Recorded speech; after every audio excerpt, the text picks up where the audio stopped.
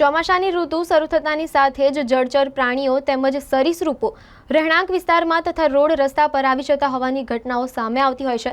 ત્યારે MS યુનિવર્સિટીના main બિલ્ડિંગના કમ્પાઉન્ડમાંથી એક સાપ પકડાયો હોવાનું સામે આવ્યું છે।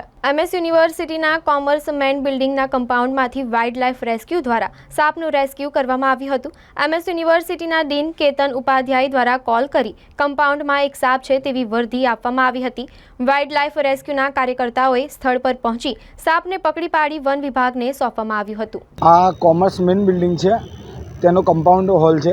વાઇલ્ડલાઇફ રેસ્ક્યુ ટ્રસ્ટના પ્રેસિડેન્ટ અરવિંદ પવારની ઉપર કોલ આવ્યો હતો કેતન ઉપાધ્યાય સાહેબ, ડીન સાહેબનો, કે અમારે અહીં મેઇન બિલ્ડિંગ જે છે કોમર્સની, તેમાં એક સાપ ફરી રહ્યો છે।